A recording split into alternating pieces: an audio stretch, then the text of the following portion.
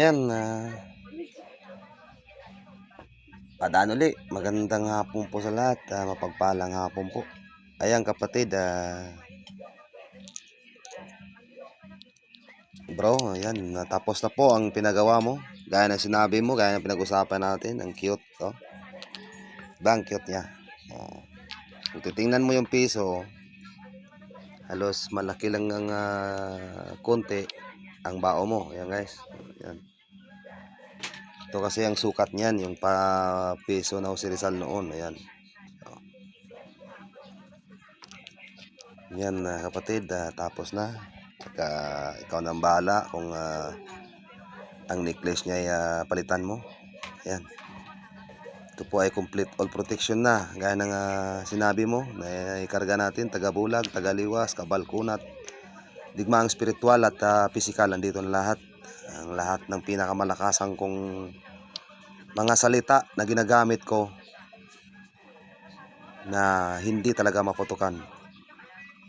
Yan. Hintayin mo lang, kasi may nagpagawa rin sa akin ng mga gamit. Ipadala ko lang to kung yan, tapos ko na lahat. Ayan po siya.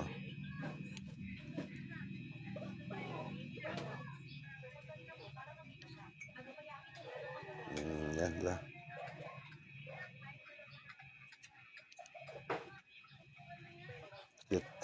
Itong gusto ito gawa rin ako ng katulad nito para rin sa aking pansariling yan na protection na ikukwintas ko rin.